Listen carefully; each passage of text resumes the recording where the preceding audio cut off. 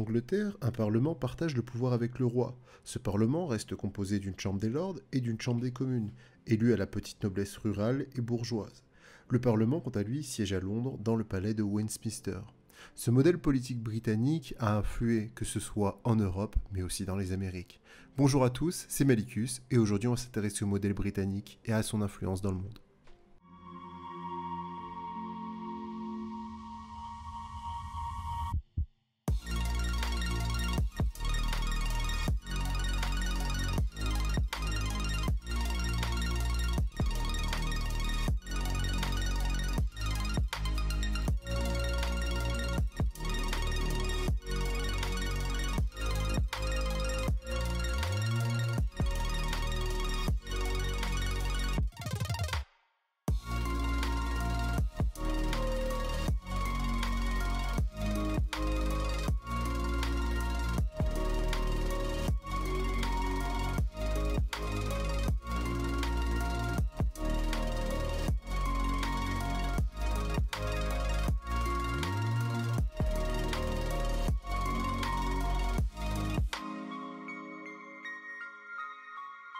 Partie 1, l'affirmation des libertés anglaises de 1660 à 1689.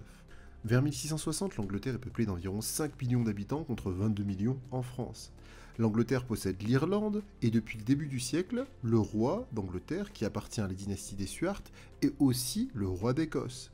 À la différence du roi de France, le roi d'Angleterre ne gouverne pas en roi absolu. Son pouvoir est limité par un parlement formé de deux chambres, comme je l'ai dit précédemment, la chambre des communes, élue au suffrage censitaire, donc un mode de suffrage par lequel seuls les citoyens qui payaient un certain niveau d'impôt, donc qui sont plus riches, peuvent voter, et la chambre des lords, qui comprend notamment les nobles.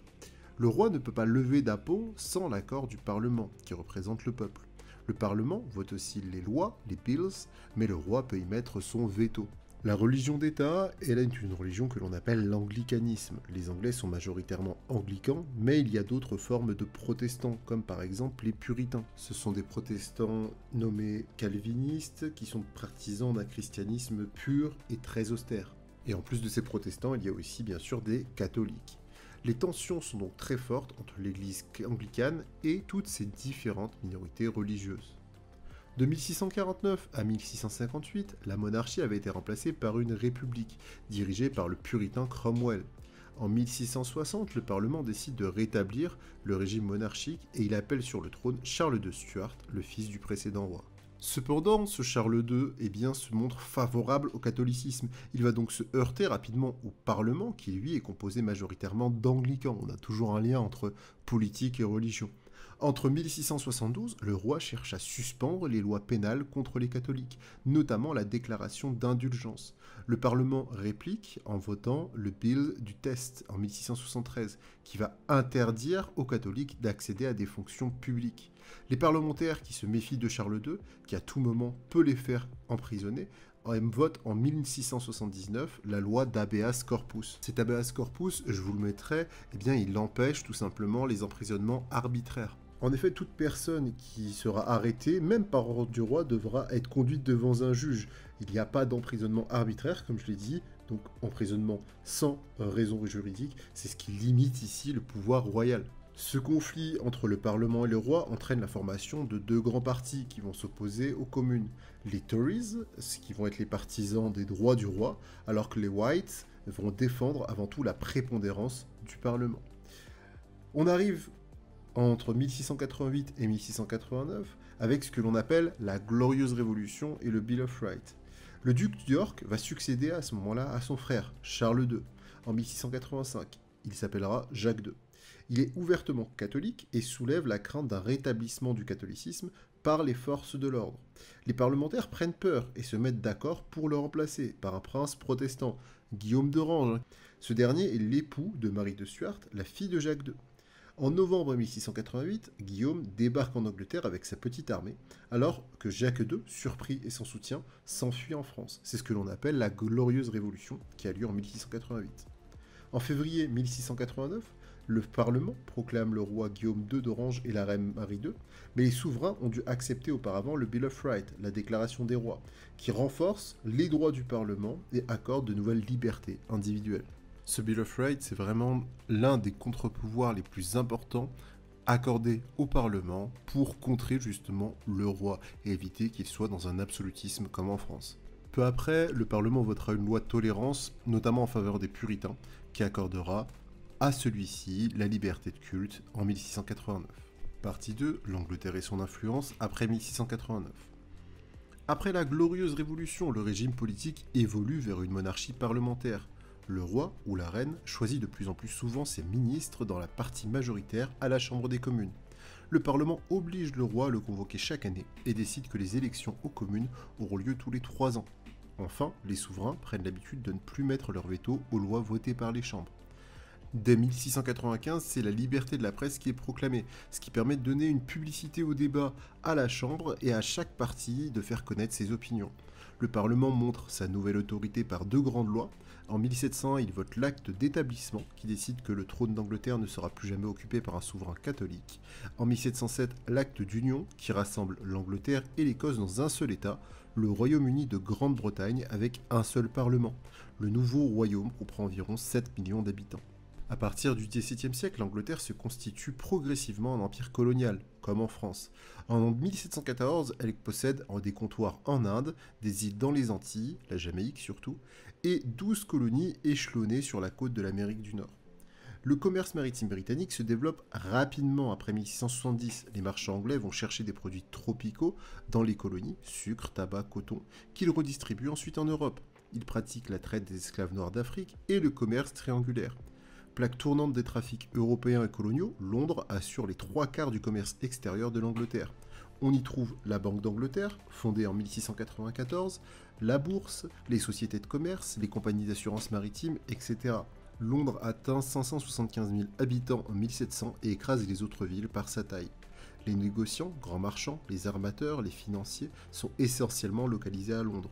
Ils sont de plus en plus nombreux. Dans la capitale, toute une société d'employés et d'ouvriers gravite autour des nouvelles activités liées au commerce. Après la glorieuse révolution, l'Angleterre offre l'image d'un pays libre où le régime d'absolutisme et d'intolérance a été détruit. Le philosophe anglais, Locke, théorise l'idée que les hommes ne peuvent pas être gouvernés sans leur consentement. Dans la première moitié du XVIIIe siècle, le modèle britannique inspire beaucoup les philosophes des Lumières français. Voltaire, qui a vécu 4 ans, publie les Lettres philosophiques ou Lettres anglaises en 1733. Il y vante les mérites du modèle politique, économique et social anglais qu'il présente comme supérieur au modèle français. Je rappelle que les Lumières, c'est un mouvement de pensée qui émerge à la fin du XVIIe siècle et qui se développe surtout en Europe, notamment en France, à partir du XVIIIe siècle. En 1784, Montesquieu publie L'Esprit des lois. Il insiste sur la nécessité de séparer les pouvoirs exécutifs, législatifs ou encore judiciaires. Le modèle anglais, pour lui, est inspirant dans le sens où, en France, tous les pouvoirs sont concentrés entre les mains du roi. Dans les 2 cas, en vantant les mérites de modèle anglais, les Lumières critiquent implicitement la monarchie absolue française. Partie 3, la conquête de l'indépendance. Dans la seconde moitié du XVIIIe siècle, la Grande-Bretagne contrôle 13 colonies en Amérique du Nord. Les colons sont essentiellement d'origine britannique et ils sont de plus en plus nombreux. Dans le sud, ils ont créé de grandes plantations de tabac, d'indigo, de coton, qu'ils vont cultiver avec des esclaves originaires d'Afrique. Les colonies vont être diverses, mais elles ont des points communs. La langue anglaise, la religion protestante et une mentalité particulièrement différente de celle des Européens. Les mécontentements des colons contre l'Angleterre grandit progressivement après la guerre de 7 ans, entre 1756 et 1763. En 1763, l'Angleterre s'empare des territoires français situés à l'ouest des 13 colonies, mais il interdit aux colons américains de s'y installer afin de protéger les Indiens. Par ailleurs, pour enflouer ses finances, l'Angleterre décide de lever de nombreuses taxes dans les colonies, surtout douanières, sur le sucre, les cafés, le tissu. Les colons considèrent que les taxes sont illégales parce qu'elles sont décidées par le Parlement britannique où ils ne sont pas représentés, et donc sans leur consentement, ce qui va à l'encontre des principes défendus par l'Angleterre elle-même. Ils s'y opposent alors de multiples façons. Lors des Boston Tea Party, ils détruisent des cargaisons de thé de la Compagnie britannique des Indes orientales, en décembre 1773. En avril 1975, des insurgés se soulèvent contre une troupe anglaise à Lexington. C'est le début de la guerre d'indépendance. Puis, les représentants des 13 colonies se réunissent à Philadelphie, où ils vont voter la déclaration d'indépendance le 4 juillet 1776. Ils y dénoncent les abus et la tyrannie de l'Angleterre. La guerre qui s'ensuit oppose les patriotes, ou les insurgés, aux Britanniques. L'armée des Patriotes, commandée par Washington, est formée de volontaires inexpérimentés. Elle subit d'abord des échecs face à l'armée britannique, nommée les Habits Rouges, mais elle remporte une victoire importante à Saratoga en octobre 77. En 1778, l'Américain Benjamin Franklin obtient une alliance avec la France. Le roi Louis XVI envoie une armée et une flotte aux États-Unis pour y soutenir les insurgés en 1780. Après la victoire décisive des armées américaines et françaises à Yorktown en octobre 81, l'Angleterre reconnaît l'indépendance des États-Unis par le traité de Paris en 1783. Partie 4. Les débuts d'une république fédérale. Pendant la guerre d'indépendance, les États insurgés ont formé une confédération, c'est-à-dire une union assez lâche. Mais avec le retour de la paix, celle-ci ne fonctionne plus de manière satisfaisante. Des délégués de 12 États se retrouvent donc à Philadelphie en mai 1787 sous la direction de George Washington pour mettre au point une constitution, avec l'idée de renforcer le pouvoir fédéral. La constitution est acceptée le 17 septembre 1787. Cette constitution donne naissance à une république fédérale, une république dans laquelle le gouvernement fédéral ou central laisse des pouvoirs aux régions, ici les États. Ce gouvernement fédéral est chargé des affaires des communes, monnaie, affaires étrangères, défense, mais chacun de ces 13 États a un gouvernement élu qui demeure souverain pour la religion, l'éducation et la police. Ces pouvoirs du gouvernement fédéral vont être séparés. Le président, élu tous les 4 ans, dirige seul l'exécutif. Le Congrès, composé des 2 assemblées et de la Chambre des représentants et du Sénat, représente le pouvoir législatif. La Cour suprême, composée alors de 6 juges, veille au respect de la Constitution. Aucun de ces pouvoirs ne peut renverser l'autre et ils se contrôlent les uns les autres. Les 10 premiers amendements, votés en 91, assurent aux Américains des libertés très fondamentales, l'expression, la religion, la presse, la réunion, ou encore des garanties judiciaires. George Washington est le premier président des États-Unis, 1789-1797. Durant ses 2 mandats, il défend le rôle du président et cherche à renforcer l'adhésion des Américains au gouvernement fédéral. Dans le domaine extérieur, il pacifie les relations avec l'Angleterre par le traité de Londres en 1794. Il défend aussi des principes isolationnistes, seuls à même, selon lui, de préserver la paix et la prospérité des États-Unis. L'isolationnisme, c'est la politique extérieure d'un État désireux de ne pas prendre part aux affaires internationales. Il l'évoquera notamment, George Washington, dans son discours d'adieu au Congrès et aux Américains à la fin de son second mandat, le 19 septembre 1796. En 1791, une nouvelle capitale est fondée, qui prend le nom de Washington. On y construit la Maison Blanche, le palais présidentiel, et le Capitole, pour le Congrès, qui seront en fonction à partir de 1800. Partie 5. Imperfections et répercussions de la Révolution américaine. Dans la Constitution, le suffrage est censitaire, il est réservé aux propriétaires blancs, aussi bien au niveau fédéral que dans les États. Les pauvres et les femmes n'ont pas le droit de vote. À partir de 1783, les Américains commencent à s'installer à l'ouest des 13 colonies et à repousser les Indiens qui y vivent, ce qui entraîne des guerres. En 1830, le gouvernement fédéral inaugure une politique de déplacement massif des Indiens vers l'ouest du Mississippi. C'est la loi de déplacement des Indiens. Après la déclaration d'indépendance en 1776, l'esclavage est rapidement aboli dans les États du Nord, mais la Constitution de 1787 ne l'interdit pas, et le nombre d'esclaves augmente dans le Sud. Ils sont surtout employés dans les plantations de coton, en plein développement. Ils vont être dépourvus de presque tous les droits. En 1776, la cause américaine pour l'indépendance est bien accueillie en France, où la rivalité avec l'Angleterre reste grande. Elle développe les idées de liberté dans les milieux libéraux de la bourgeoisie et de la noblesse, et elle prouve aussi qu'il est possible qu'elle soit établie. Le marquis de Lafayette, qui a rejoint les patriotes américains à titre individuel dès 1777, est considéré comme un héros en France ainsi qu'aux États-Unis. Cependant, l'intervention française en Amérique a renforcé l'entêtement de l'État, notamment de l'État français. Après le traité de Paris en 1783, le ministre des Finances de Louis XVI doit trouver une solution au déficit et au déséquilibre budgétaire. J'aimerais terminer en vous présentant quelques personnages. Voltaire, j'en ai déjà parlé, un philosophe des Lumières français, auteur des Lettres anglaises en 1733, enfermé à la Bastille à la suite d'une altercation avec un noble. Il sera exilé, il s'installera à Londres, il rencontrera des écrivains, des philosophes, des savants, et découvrira notamment l'œuvre de Newton. En 1728, il sera autorisé à rentrer en France, il va publier notamment clandestinement ses lettres philosophiques et il fera l'éloge de l'Angleterre. Ce livre va quand même être vendu à 20 000 exemplaires dans toute l'Europe, ce qui est exceptionnel pour l'époque. Son texte sera condamné par le Parlement de Paris et sera brûlé. Une lettre de cachet, donc une lettre du roi, sera lancée contre Voltaire. Il s'installera en Champagne et il retrouvera Émilie du Châtelet, non loin de la Lorraine, où il pourra se réfugier.